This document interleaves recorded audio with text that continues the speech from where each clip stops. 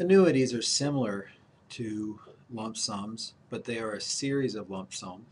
In order for a series of cash flows to satisfy the annuity equation, the cash flows have to be equal and occur at equal intervals.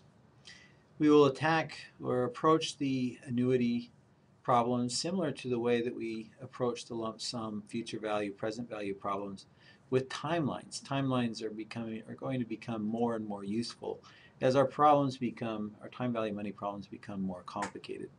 So in this problem, we see a series of different ways that we can represent a series of cash flows either coming in, so we'd be receiving the annuity payments, or going out.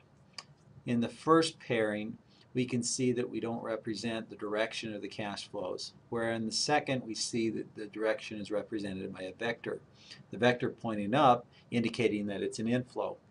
In the second pair of timelines, we see that the vector is now pointing down, representing an outflow. So these would be equivalent just depending on which side of the annuity you are taking place. Either you are receiving the cash flows or you are paying those cash flows.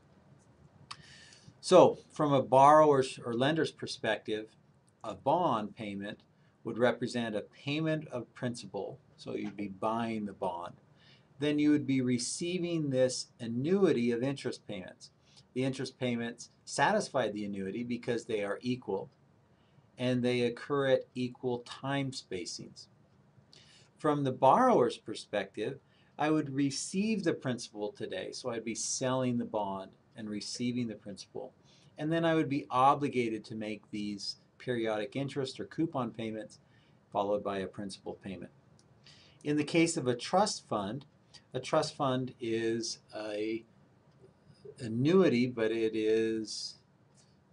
has the characteristics of what's called a perpetuity, which means that it doesn't have a finite period. It goes on forever. I only show the 3 payments here. But in a trust fund, an endowment is placed in the form of a deposit. And then there are periodic payments, typically equal to the interest payment or the interest accrued from the trust fund. So we can find the present value and future value of annuities. We have this added complication where the annuities involve these periodic interest payments, and the interest is paid out throughout the life of the annuity at specific periods. But all of these interest payments must be the same. So, what is the fair value of an annuity that pays $300 a year, starting at the end of the first year for 3 years? The annuity pays a yield of 5% per year, and we assume that the number of payments per year and the number of compounding per year are the same.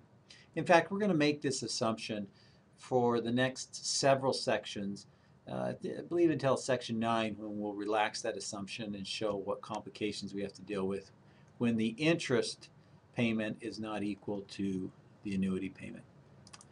So, solving this numerically, we can plug these values into our future value, present value, time value money calculation, but it's just a series of these calculations. So we would take the first cash flow that occurs here at time period 1, and we can see that represented here, discounted by 1 plus the interest rate. We take the second cash flow that occurs here, discounted by two periods. So we see that we're moving this cash flow from the future to the present through 2 time periods, and then the third cash flow through 3 time periods. Once we have discounted all 3 of these cash flows, we have the present value of those cash flows. The present value of those cash flows occur at the same time period, meaning they occur today, or they're today's value. So because they occur in the same time period, we're not violating time value of money rules by adding them together. And we see that these 3 equal payments of $300 is equivalent to $816.98 today. Let's use the calculator to solve this. So I'm going to clear time value of money, make sure that I don't have anything left in my registry. I clear the payments per year, or excuse me, set payments per year equal to 1. And then I want to make sure that the payments in this annuity are occurring at the end of every time period. Now, if you don't see anything here at the top of your calculator, or it's void of anything, it means that it's already set at the end. If we wanted to change that, which we will in a moment, we could go here to second, and then BGN stands for beginning, second, enter. And now we see this BGN. This BGN means that the payments are occurring at the beginning of the time period, not at the end. This is what's called an annuity due. This problem that we're doing here is what's called an ordinary annuity. Ordinary annuities are where the payments occur at the end of the time period. So I want to set that back to end and quit. Now I can enter in my factors. So I have 3 equal payments collecting interest at 5% per year. And those payments are going to be positive, meaning that I'm receiving those values. And I want to compute the present value. Now, once again, we see that there is a negative sign, meaning that I'm going to need to invest $816.97 in order to receive the 3 equal payments of $300. Once again, in your book, in several books, not our textbook, they have the present value interest rate factors for annuities. And it would give you something similar if you would use the same interest rate factors. Now, there are several assumptions that you're making in this calculation.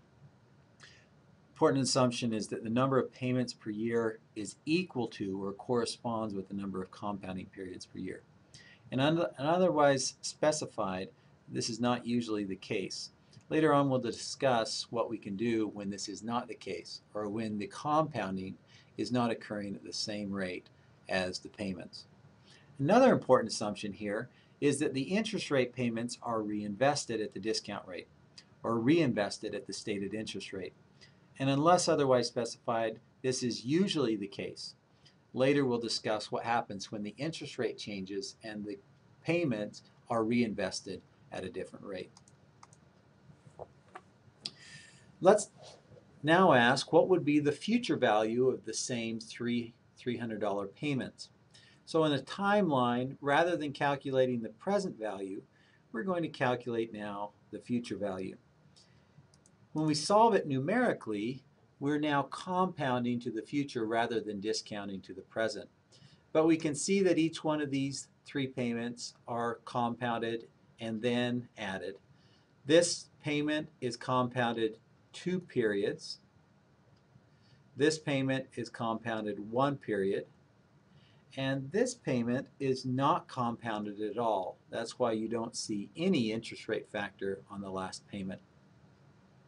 So this represents the future value of each of those payments. And we can see that this first payment of $300 is worth more than the last payment of $300 because it has allowed time to accrue interest. Now let's solve it using our calculator. So I will clear time value of money. I don't have a BGN on the face of my calculator, so I know that these payments occur at the end of every time period. And I would put in 3 payments at 5%. We're receiving those, so I'll make those $300 payments positive. And now we compute the future value. So the future value, just like the lump sum, is greater than the sum of all the payments. And the present value, just like the lump sum, is less than the sum of all the payments.